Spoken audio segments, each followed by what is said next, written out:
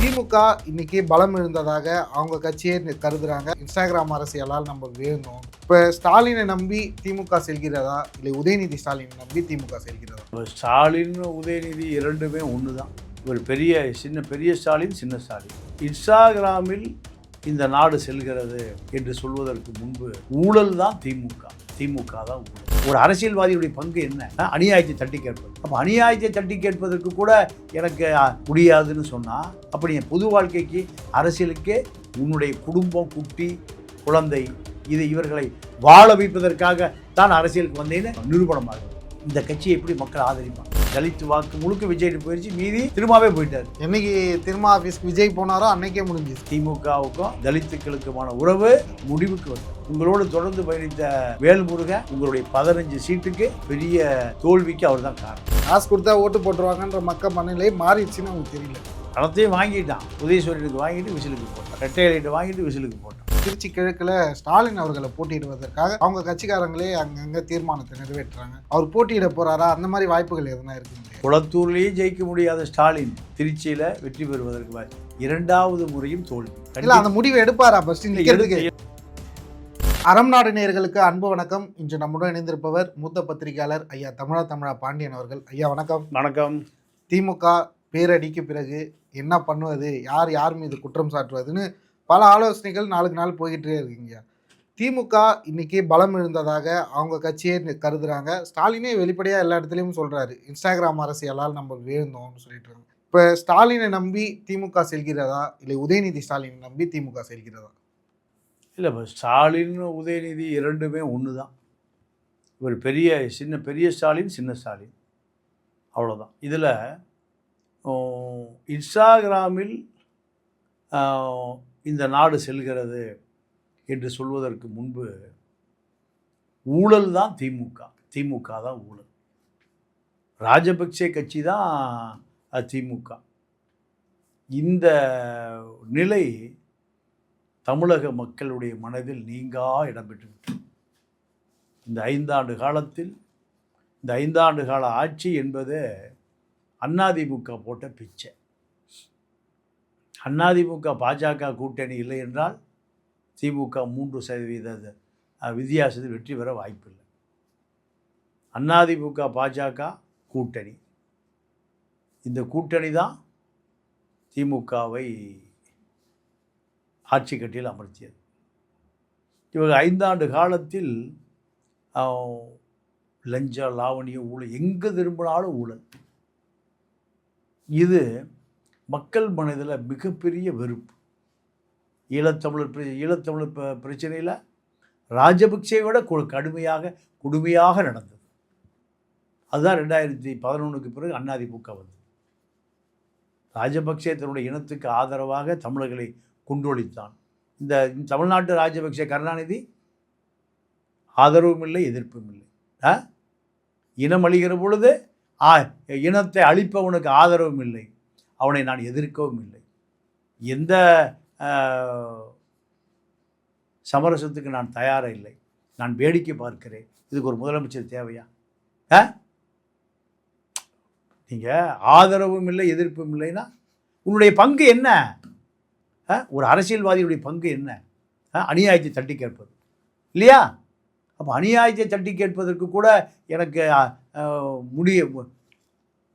முடியாதுன்னு சொன்னால், அப்படி என் பொது வாழ்க்கைக்கு அரசியலுக்கே உன்னுடைய குடும்பம், குட்டி, குழந்தை இவர்களை வாழ வைப்பதற்காக தான் அரசியலுக்கு வந்தேன்னு நிரூபணமாகிறது. இந்த கட்சியை எப்படி மக்கள் ஆதரிப்பான்? அதிமுக எம்ஜிஆர் உருவான பிறகு, எம்ஜிஆர் மறைகிற வரை கருணாநிதி முதலமைச்சராக முடியல.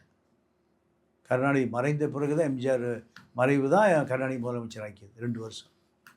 அதன் பிறகு ஜெயலலிதாவை முதலமைச்சராக்கியது கருணாநிதி தான். கருணாநிதிக்கு எவ்வளோ ஓட்டு போட தயாராக இல்லை. ஜெயலலிதா போட்ட அட்டகாசம், வளர்ப்பு மகன் திருமணம், நடமாடும் நகைக்கடையாக நடந்து போனீங்க.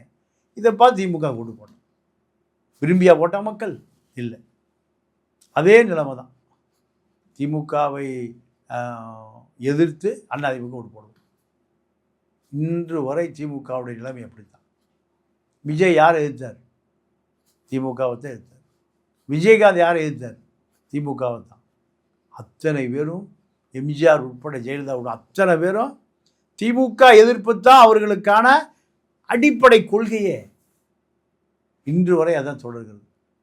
அரசியலுக்கு புது வரவான விஜய் திமுக எதிர்ப்பு தான் அவரை முதலமைச்சராக்கியது. அதனால் திமுக இனி அதிகாரத்துக்கு வருவது என்பது வாய்ப்பே இல்லை.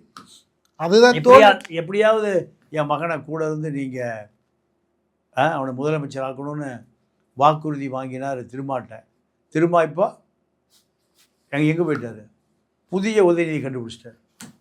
பழைய உதயநிதி காலாவதியாகி விட்டார். புதிய உதயநிதியை நம்பினா தான் நமக்கு எம்பி கிடப்பான், நம்ம எம்பியாக முடியும், அமைச்சராக முடியும். உங்கள் கட்சியில் தலித் இவ்வளவு ஆதரவு கொடுத்து அமைச்சராக முடியல. ஆனால் புதிய வரவு, புதிய உதயநிதி அங்கே அமைச்சராக முடியும். அப்புறம் இப்படி விசிகா இனிமேல் திமுகவுக்கு ஆதரவாக இருப்பாங்க? வாய்ப்பே இல்லை. தலித் வாக்கு முழுக்க விஜய்ட்டு போயிடுச்சு, மீதி திரும்பவே போயிட்டார். என்னைக்கு திரும்ப ஆஃபீஸ்க்கு விஜய் போனாரோ அன்னைக்கே முடிஞ்சிச்சு. திமுகவுக்கும் தலித்துக்களுக்குமான உறவு முடிவுக்கு வந்தது. உங்களோடு தொடர்ந்து பயணித்த வேல்முருகன் உங்களுடைய 15 சீட்டுக்கு பெரிய தோல்விக்கு அவர் தான் காரணம். முக்கிய முகமாக செயல்பட்டார். 15 சீட்டு திமுகவுக்கு போனதுக்கு 2000, 1000, 5000, 3000, 15 சீட்டு யாரால போச்சு? வேல்முருகனால் போச்சு. அவர் எக்ஸ்ட்ரா ஒரு சீட்டு தான் கேட்டார். ஒன்றுமே பிரேமலதாவுக்கு நீங்கள் 10 சீட்டு கொடுத்தீங்க, வேல்முருகனுக்கு சீட்டு கொடுக்கல. வேலுமுருகன் உங்களுக்கு 15 சீட்டு போச்சு. அப்போ திமுக இனி எந்த காலத்திலும் தலையெடுக்க முடியாது. திமுகவுக்கு ஆதரவாக இருந்த கம்யூனிஸ்டுகள் வெளியேறிட்டாங்க. இனி 3 அணி தான் தமிழ்நாட்டு அரசியல். 3 அணியில் எப்படி திமுக வரும்? முதல் அணி வருமா? வருவதற்கு உங்களுக்கு என்ன இருக்குது? கொள்கை கோட்பாடு, லட்சியம் என்ன இருக்குது? ஒன்றுமே இல்லை. லஞ்சம் வாங்குவது நீங்கள் டாக்டரேட், பிஹெச்டி, ஊழல் செய்வதில் கருணாநிதி முதலிடம். அந்த இடத்த மாப்பிள்ளை முதலியார் பையன் சபரீஷன் மிஞ்சிட்டார். அவருக்கு தமிழ்நாட்டில் இருக்கிற அத்தனை ஐஏஎஸ் அதிகாரிகள், ஐபிஎஸ் அதிகாரிகளும் அமைச்சர்களும் கப்பம் கட்டி கொண்டு இருந்தார். 5 லட்சம் கோடி திருடப்பட்டது திமுக ஆட்சியில். எங்கே அது 5 லட்சம் கோடி? அயல் நாடுகளில் பதுக்கப்பட்டது. இதெல்லாம் பார்த்த திமுக தொண்டனும் வெளியேறிட்டான். திமுக கூட்டமாக போகிறாங்க. எங்கே? தாவேக்காக்கு. அதிமுக போகிறான், விசிக போயிட்டான். அப்போ இப்போ திமுகவுடைய எதிர்காலம் எங்கே போய் தேடுவது? கூட்டணி கட்சி ஒன்று கூட இல்லை. அதான் இப்போ தேசிய கட்சியாக கூட இந்த காங்கிரஸ் இப்போ தாவேக்கா பக்கம் போய் கூட்டணி, நாடாளுமன்ற தேர்தலே கூட்டணின்னு இன்றைக்கி அறிவிச்சிட்டாங்க. இப்போ பிஜேபி, அதிமுக ஒரு அணியாக இருக்காங்க. இப்போ திமுகவோட என்னதாங்க எதிர்காலம்? நாடாளுமன்ற தேர்தலில் எப்படி தேசிய அளவில் கூட்டணி, அவங்க தேசிய அளவில் யாரை ஆதரிப்பாங்கன்னு பல கேள்விகள் அவங்களுக்கு அடுத்தடுத்து இருக்குது. இதுக்கெல்லாம் பதில் எப்படி அவங்க தெரிவிப்பாங்க? இல்லை, டெல்லியை பொறுத்த வரைக்கும் 2 அணி தான். காங்கிரஸ் தலைமையிலான அணி, பாஜக தலைமையிலான அணி. இவர்கள் திமுக அணியில் இல்லை. தமிழ்நாட்டில் முழுக்க விஜயோடு சேர்ந்துட்டாங்க. அப்போ இவர்கள் தனி அணி தான். அகில இந்திய அணி அளவில் இந்தியா கூட்டணியில் திமுக நீடித்தாலும் தமிழ்நாட்டில் மேஜர் பார்ட்னர் யார்? விஜயா தான் இருக்க முடியும். இந்தியா கூட்டணியிலிருந்து திமுக வெளியேறினால், 3வது அணியில் இணைந்தால் அது காலாவதி ஆகிவிடும். இங்கே திமுக, அதிமுக 2 கட்சிகளை இருப்பதை போல தமிழ்நாட்டில் அகில இந்திய அளவில் காங்கிரஸ், பாஜக தான். அவர்களோடு நிற்கக்கூடியவர்கள் தான் எதிர்காலத்தில் ஆட்சி அதிகாரத்தை பிடிப்பார்களே தவிர எந்த காலத்திலையும் 3வது அணி, அகில இந்திய அளவில் நிற்கக்கூடிய அணி நீங்கள் காலத்துக்கும் ஒவ்வாது. அதில் திமுக இணைந்தால் திமுகவும் காலத்துக்கு ஒவ்வாது. ஓகேங்க. இதனை தொடர்ந்து இப்போ ஸ்டாலின் அவர்கள் தொடர்ந்து தோல்விக்கான காரணம் குறித்து பல குழுக்களை அமைக்கிறாரு. ஏன்னா ஒரு தோல்வி அடைகிறோம், ஏன் தோல்வி அடைகிறோன்னு தெரியாமலே தோல்வி அடைகிற அளவுக்கு குழுக்களை அமைக்கிறாரு. தேர்தலுக்கு முன்ன வரையும் 200 சீட்டு வெல்வோம்ன்ற உறுதியாக இருந்தார். ஆனால் மக்களோட தீர்ப்பு என்பது வேறு மாதிரி இருந்துச்சு. இதெல்லாம் முன்னையே அவருக்கு தெரியாமல் இருந்ததா, இல்லை தெரியப்படுத்தாமல் இருந்தாங்களா, ஏன் உளவுத்துறைன்னு பல குழுக்கள் இருந்தாங்க, பல பேர் வேலை செஞ்சாங்க. உதயநிதி ஸ்டாலின் அவர்கள் சொன்ன மாதிரி சபரீசன் அவர்கள் பல தொகுதிகளில் போய் இறங்கி பிரச்சாரம் பண்ணாங்க. ஒரு நல்ல ஒரு ஃபுல் ஃபார்மில் இருந்த ஒரு கட்சி ஒரே இரவில் காணா போக என்ன காரணமாக இருந்துச்சு? ஏன்னா அவருக்கே தெரியல, தோல்விக்கான காரணம் தெரியாமல் தவிக்கிறாங்களே, இதை எப்படி பார்க்குறது? இல்லை, எல்லாத்தையும் தெரியும். தவிப்பதை போல நடிக்கிறார்கள். நீங்கள் திமுகவில் அடிமட்ட தொண்டர்கள் உற்சாகமாக இல்லை. நீங்கள் தமிழ்நாட்டை பொறுத்த வரைக்கும் அதிமுக திமுக அடிப்படை தொண்டை அரசு அதிகாரிகள் மத்தியில் செல்வாக்காக இருப்பான். இப்போ ஒரு வாத்தியார் டிரான்ஸ்ஃபர்னால் அந்த ஆசிரியரோ அல்லது அந்த விஓவோ அரசாங்கத்தினுடைய அடிமட்ட ஊழியர்கள் நேராக வந்து சேர்ற இடம் அந்த கட்சிக்காரன் தான். உண்டி செயலாளர் அந்த பாதிக்கப்பட்ட அதிகாரி கூடி நேராக வருவார், அமைச்சர்கிட்ட வருவார். ஒவ்வொரு மாவட்டத்துக்கும் ஒரு அமைச்சர் இருப்பாங்க. வேலை முடிந்தால் அந்த ஒன்றிய செயலாளருக்கோ கிளை செயலாளருக்கோ ஒரு 1 லட்சம் 2 லட்சம் பணம் கிடைக்கும். அவன் சந்தோஷமாக ஒரு 50 பேரோடு 100 பேரோடு தன்னுடைய சந்தோஷத்தை பகிர்ந்து கொள்ளும். அப்போ அவங்கள்ட்ட எப்படி மாதம் ஒரு டிரான்ஸ்ஃபர், மாதம் ஒரு போஸ்டிங், ஏதோ ஒன்று சென்னைக்கு வந்துகிட்டே இருப்பான், தலைமைச் செயலகத்துக்கு வந்துகிட்டே இருப்பான். ஆனால் இந்த அதிமுக திமுக வந்த 10 ஆண்டு காலத்தில் அமைச்சர் பிஏக்களை பாதிக்கப்பட நேராக கூட்டு பேசி காசு வாங்கிடுறேன். அமைச்சரவை பிஏவை உங்கள்கிட்ட வேணும் ட்ரான்ஸ்ஃபர் பண்ணுறது, அவரே கிளை செயலாளர் மாவட்ட செயலாளர் மாறிடுறார். இதனால் கடும் அதிருப்தி. அவன் பூரா எங்கே போயிட்டான், கட்சி தலைமையோட தொடர்பிலே இல்லை. அதுதான் தோல்வி. அதிமுக ஆட்சி காலத்தில் உலக வங்கி 1.5 லட்சம் கோடி கொடுத்தோம். 1.5 லட்சம் கோடி. உள்ளாட்சி, ஊராட்சி, நகராட்சி, பேரூராட்சி, மாநகராட்சிக்கு அதாவது வசதி வாய்ப்புகளை மக்களுக்கு விரிவுபடுத்தி கொடுப்பது. மொத்தமாக வேலுமணி என்ன பண்ணார், 1.5 லட்சம் கோடியும் உலக வங்கியில் தன்னுடைய வங்கிக்கு மாற்றிக்கிட்டார். கட்சிக்காரருக்கு காசே இல்லாமல் போச்சு. ஓகே, 21 அதிமுக தோற்பதற்கு முழு காரணம் வேலுமணி தான். நீங்கள் பாக்கியா கான்ட்ராக்ட் எடுப்பான், கம்மா ஏரி எடுப்பான், ரோடு போடுவான், சின்ன சின்ன வேலை பேரூராட்சியில் யார் எடுப்பான், கட்சிக்காரன் தான் எடுப்பான் பினாமியில். அப்போ அதே போல் திமுக ஆட்சியிலையும் என்ன நடந்தது,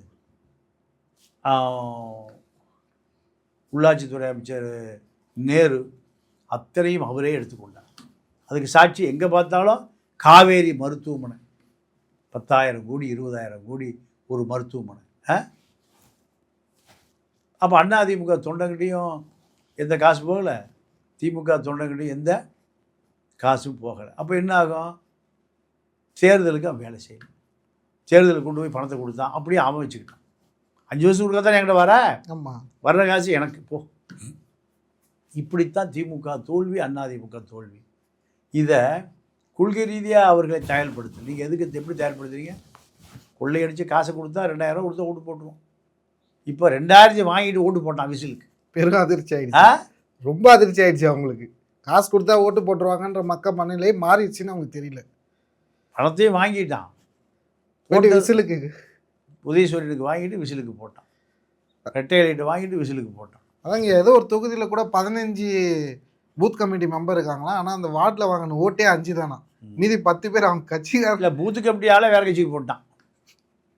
பூத்து கமிட்டி 15, அது வார்டில் விழுந்தது 5 ஓட்டு. அதாவது எனக்கு திருப்பூரில் இருக்கிற பொழுது ஒரு வேட்பாளர் ஓட்டு பிடிச்சிட்டு ஓடி போயிட்டார். ஓட்டு போட்டியை தூக்கிட்டு ஓடி போயிட்டார். அவர் அவங்க குடும்பத்திலே மொத்தம் 13 பேர் இருந்தாங்க, மொத்தம் 6 ஓட்டு தான் வாங்கியிருந்தார்.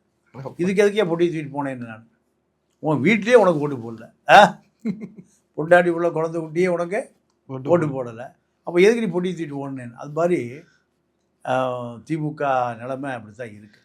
அதனால் திமுக எதிர்காலத்தில் எதிர்க்கட்சியாக வர முடியாத சூழலுக்கு நிலைமை தரம் தாழ்த்தி போய்விட்டது. திமுகவுக்கு இப்போ இருக்கக்கூடிய ஒரே வாக்கு வங்கி முஸ்லீம் வாக்கு வங்கி தான். கிறித்துவர்கள் வெளியேறிவிட்டார்கள், தலித்துகள் வெளியேறிவிட்டார்கள், கம்யூனிஸ்டுகள் வெளியேறிவிட்டார்கள். இப்போது முஸ்லீம் வாக்கை பிரித்து விட்டால் திமுக தேர்தலில் இப்போ 234 தொகுதியும் டெபாசிட் கட்டுக்காசுகளை கூட வாங்க. ஓகேங்க. இப்போ தேர்தல் முடிஞ்சிருச்சு. அடுத்த தேர்தலை இடைத்தேர்தலை பார்க்குறோம். இப்போ அந்த இடைத்தேர்தலில் வந்து திருச்சி கிழக்கில் ஸ்டாலின் அவர்களை போட்டியிடுவதற்காக அவங்க கட்சிக்காரங்களே அங்கங்கே தீர்மானத்தை நிறைவேற்றுறாங்க. அவர் போட்டியிட போகிறாரா? அந்த மாதிரி வாய்ப்புகள் எதுனா இருக்குங்களே? இல்லை, அதாவது குளத்தூர்லேயே ஜெயிக்க முடியாத ஸ்டாலின் திருச்சியில் வெற்றி பெறுவதற்கு இரண்டாவது முறையும் தோல்வி. இல்லை, அந்த முடிவை எடுப்பாரா? ஃபர்ஸ்ட் இல்லை, எடுக்க மாட்டார். எடுக்க மாட்டார். அது வாய்ப்பே இல்லை. மகனுக்கு இளவரசனுக்கு முடிசூட்டியாச்சு. இப்போ அங்கே போனாலும் தோல்வி தான். தோல்வினா படுதோல்வி அடைவார். அதனால் அவர் அமைதியாக தலைவராக இருந்து கொண்டு திமுக தலைவராக இருந்து கொண்டு அரசியல் நடத்துவாரே தவிர இனி அங்கே போய் மீண்டும் தோல்வி அடைவதற்கான முயற்சி செய்ய மாட்டார். சரிங்க. இறுதி கேள்வியாக, எப்பவுமே 3 அணிகளாக இருந்தது 4 அணிகளாக மாறிச்சு. இப்போ திரும்பவும் 3 அணிகளாகவே மாறி இருக்கு. சீமான் அவர்கள் இந்த தேர்தலில் எப்படி ஓரங்கட்டப்பட்டார்? அவர் இதுக்கப்புறம் மீண்டு வருவதற்கான வாய்ப்புகள் இருக்கா? நாம் தமிழர்களின் எதிர்காலம் என்னங்கய்யா? கட்சியின் எதிர்காலம். அதாவது 15 ஆண்டு காலம் அவருக்கு அரசியல். 15 ஆண்டு காலத்தில் ஒரு துரும்பை கூட கிள்ளி போடல. எந்த போராட்டமும் முன்னெடுக்கலை. அறிக்கை விடுவதற்கு ஒரு ஆளை சம்பளத்துக்கு வச்சுருக்கார். அவர் அறிக்கையை விட்டுருவார் இவர் பேரில். இதுதான் அவருடைய அரசியல். மேடைகளில் பேசுவது, வீராவேசமாக பேசுவது, அதை தாண்டி எந்த செயல்பாடுகளும் இல்லை. ஈழத்தமிழர்கள் கொடுத்த பல கோடிகள், 1000 கோடி ரூபாய் இப்போ இருக்கு. இந்த 1000 கோடியை காப்பாற்றுவதற்கு அவர் ஒரு தலைவராக நடமாடுவார். இனி நாம் தமிழர் வாக்கு என்பது 1% கீழே போனாலும் ஆச்சரியப்படுவதற்கில்லை. காரணம், அவர்கிட்ட அரசியல் இல்லை, அவர்கிட்ட புது வாழ்க்கை இல்லை. விஜயலட்சுமி வழக்கிலிருந்து வெளியே வருவதற்கு போராட வேண்டியதாக இருக்குது. கருக்கலைப்பு வழக்கு, கர்ப்பமாக்கிய வழக்கு, இதுதான் நாம் தமிழருடைய கட்சி செயல்பாடுகள். ஆகையால் நாம் தமிழர் வரலாற்றில் இருந்ததாக சுவடுகளே அழிக்கப்படும். வைகோ ஒரு தலைவர் இருக்கார், வாசன் ஒரு தலைவர் இருக்கார், அதே போல் சீமான் ஒரு தலைவர், அவ்வளோதான். காரணம், செயல்பாடுகளே உண்மையான வார்த்தை. இவர்களுடைய செயல்பாடுகளே இல்லை, உண்மையான வார்த்தைகளும் இல்லை. இவர்கள் போலியான வாக்குறுதி, போலியான பிம்பம், போலியான நடிப்பு. இதன் காரணமாக மக்களும் இவர்களிடம் போலியாக இருந்து இவர்களுடைய வாக்கு வங்கி சரிந்து போனதற்கு இதுதான் காரணம். எதிர்காலம் என்பது இனிமேல் பெரிய கேள்விக்குறி தான். சரிங்க, பொறுத்திருந்து பார்ப்போம். அடுத்த மாற்றங்கள் அப்போ சந்திப்போம். நேரம் தந்து பதிலளித்ததுக்கு நன்றி. நன்றி, வணக்கம்.